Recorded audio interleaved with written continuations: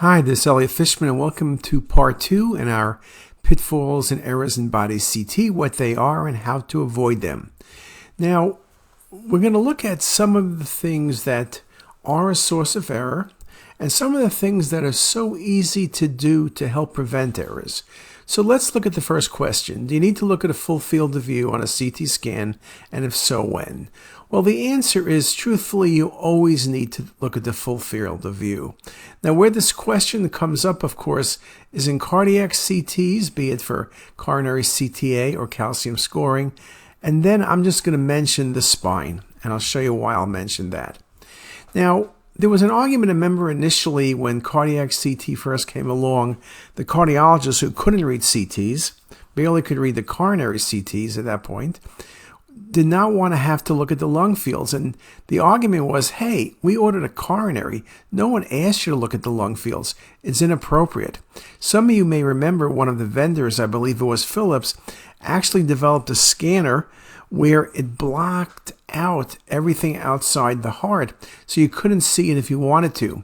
Well, that didn't last long. There was lots of arguments, and the powers to be concluded that since you had scanned the entire chest, you need to look at it because incidental findings could be very important. So this patient with chest pain for a triple rule out, you're going to target the images because it gives you the highest spatial resolution for looking at the coronary arteries, and here you see some plaque in the patient's right coronary artery. That's all fine and good, but if you only had the targeted images, you would not have seen the mass in the right lower lung, which was the patient's real problem, a lung cancer. Remember, patients who are getting coronary scans are typically over 50, though sometimes now over 45 or 40 even. But it's the same age of patients who have lung cancer, be it due to smoking or just incidental lung cancer. And of course, if you only had the targeted images, you would have missed it. So look how nicely you can see the mass in the right lower lung. It was a lung cancer, resected, and the patient did fine. So full field of views are mandatory. You have to look at the entire lung. Now, this was a triple rule out, so we had the entire lung field. If you're doing a coronary only, you'll only have part of the chest, but typically that really is about 60 to 70% of the lung volume. And that's maybe not 100%, but it's good enough. Now, I bring this up in terms of the spine. I remember when we were arguing about doing the coronaries only versus looking at the whole chest, we made the point that said, hey, we're radiologists, we look at everything. And then I remembered the lumbar spine. Remember, we target the spine and don't do field of view.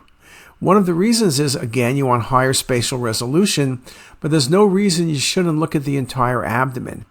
And this article by Lee made the point that when you did full field of view on lumbar spine CT, there was a small number of substantial extraspinal pathological findings, as well as some benign, but they were very important findings. Extraspinal findings were present in 40% of adult outpatients undergoing lumbar spine CT exams for low back pain, most of whom had classified these findings as benign and not requiring further workup. But there were things that were important. And also, to be able to see them, you needed to have the full field of view images. So what kind of findings were there? Well, not a surprise. Renal masses, be it TCC or RCC, leukemia, sarcoid, abdominal aortic aneurysms. So in 4% of the patients, they found something that was significant that would have not been recognized if you didn't do the full field of view imaging. It's very important if you're doing a targeted lumbar spine to reconstruct the entire abdomen and have someone, if you can't do it, have someone else look at the patient's abdomen. In that regard, what about the topogram or scout view? Those of you who've been around for a while remember the old days of film. When you did film, the technologist, the first image on the film was always the topogram or scout view without the lines, and the last image was the topogram or scout view with the lines. And because you were reading it on film, be it 8 by 10 or 14 by 17, you always started in the upper left-hand corner and finished in the bottom right, so you always looked at those scout views. Well, now you typically don't, because on PACS you need to open the scout view separately. Well, it's important to look at the scout view. In this patient, where this artifact was felt to be retained barium in the colon, and when you looked at the topogram, it was obviously a ring, and a ring that was attached to a sponge that was left behind. Now, you can argue, well, you should have recognized there wasn't barium, there was no other high densities anywhere, the patient wasn't given barium, and maybe if you looked at the coronals, you will see things better. But you can see a quick look at that topogram at start of study would have prevented all of the problems. Or this patient with post-op fever, again, presumed retained barium, and then you look at the topogram, and yes, that's a retained metal malleable retractor. I know it's large, but those things happen. Not anymore typically because we do better counting. But again, this was read a few times as just retained barium, and it's obviously a foreign matter that was easy to see on the patient's topogram. Now, we thought the answer was going to be yes, you need to look at it. And Leonard Berlin wrote this article, and he asked us the question, do you need to look at the topograms on every case? And the reason he asked me this question, there was a legal case, and this is not confidential because it was an article published eventually in AJR, where a child had fallen and a CT scan was done and did not see any fracture or bleed. So nothing was read as normal.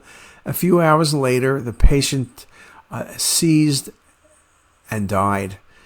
What was missed was a skull fracture.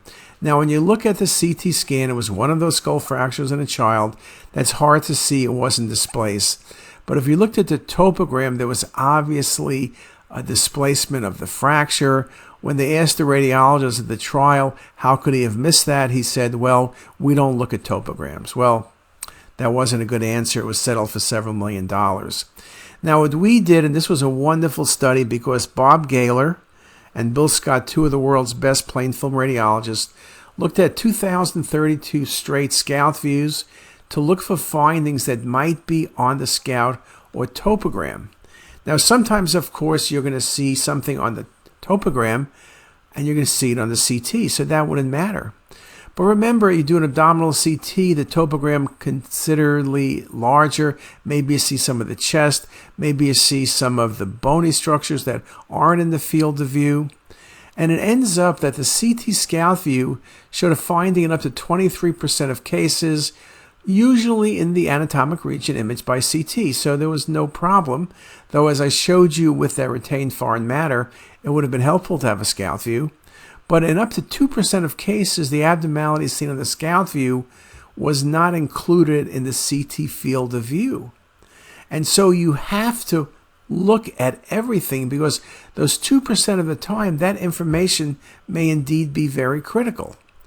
Now, Dr. Berlin commented on our article and made the point that there were no written guidelines for looking at the topogram, but the answer is you should.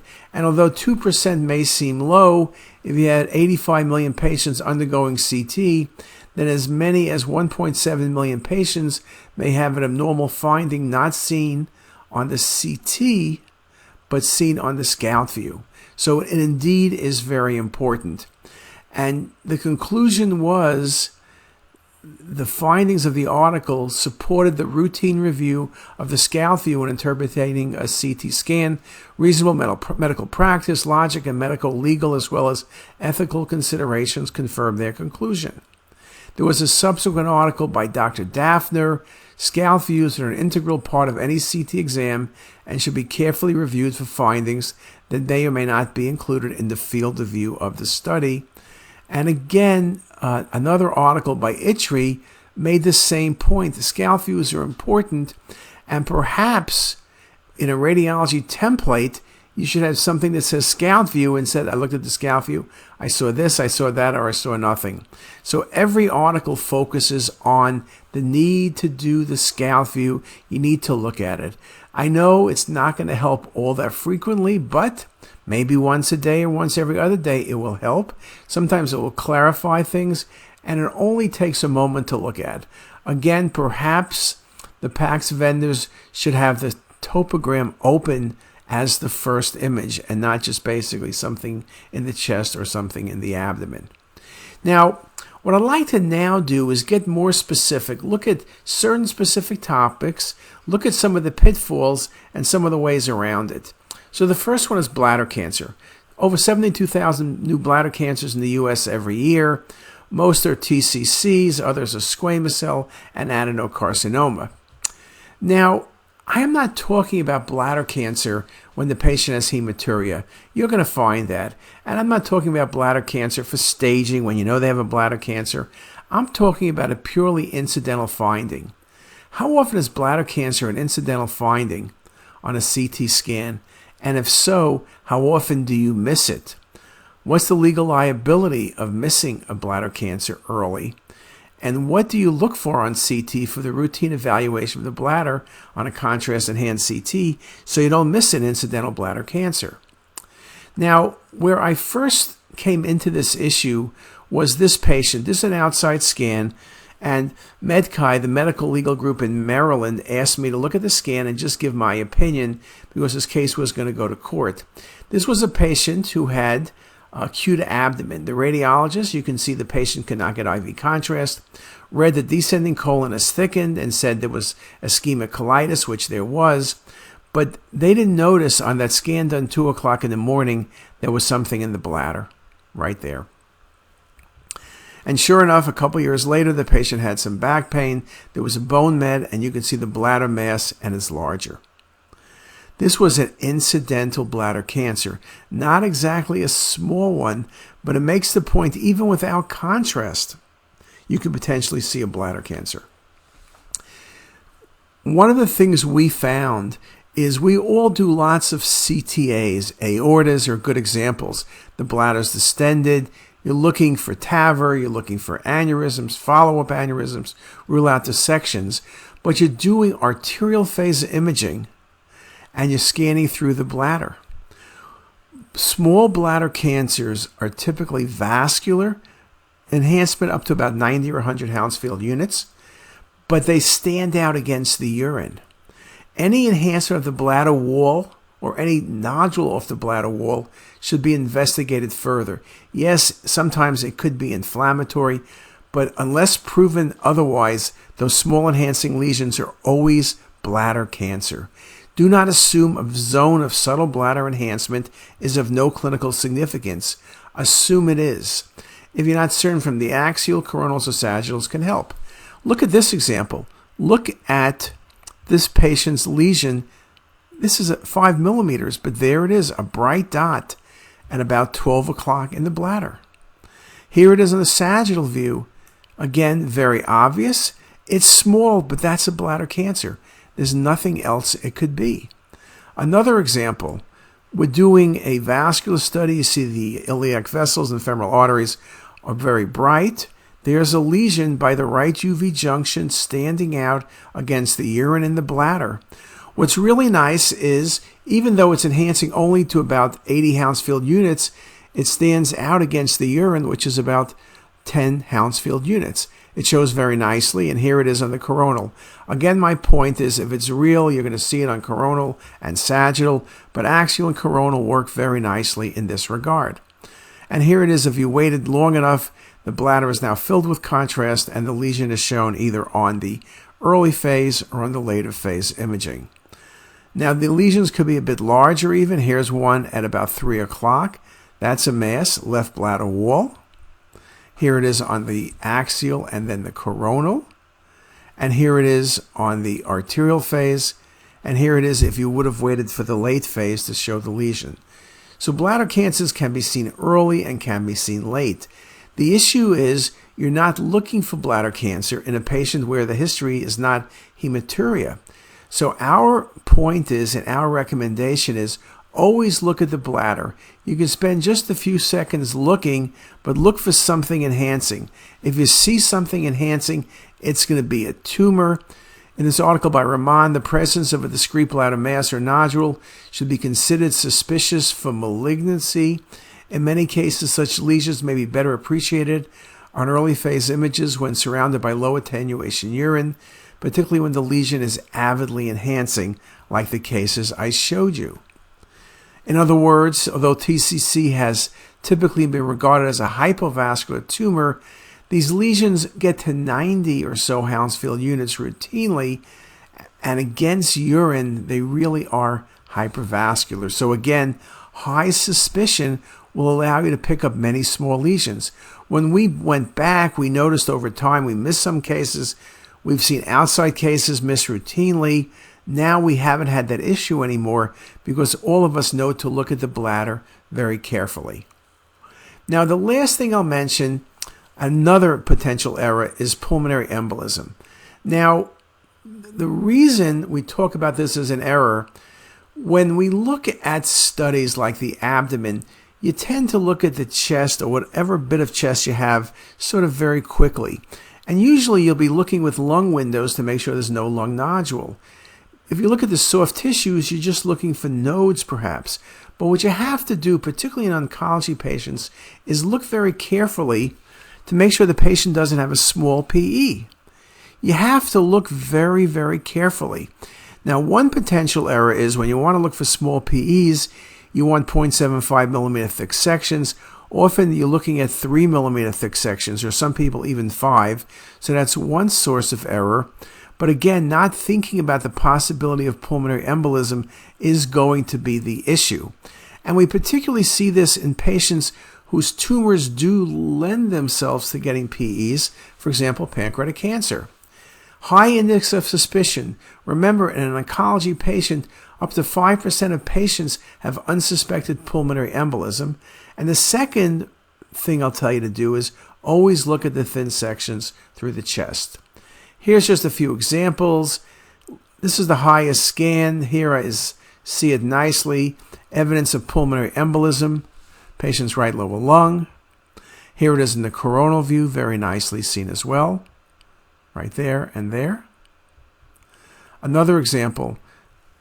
Again, abdominal CT. There's the PE right at the base. Another important thing is widen the windows. If the vessel is too bright, you're not going to see the thrombus present. Here, as you widen the window, you can see it very nicely.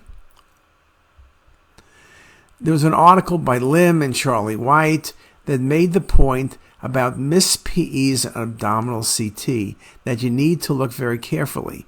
When the requisition is rule out PE and you have the entire chest, you're very careful and your miss rate is probably very low on current scanners. But if you're doing an abdominal CT, you're not thinking about PE, and that's when you could miss PE. Again, it's when the lungs are not the primary target. It's the abdomen that's the target, but you need to look carefully and make certain you're not missing a pulmonary embolism.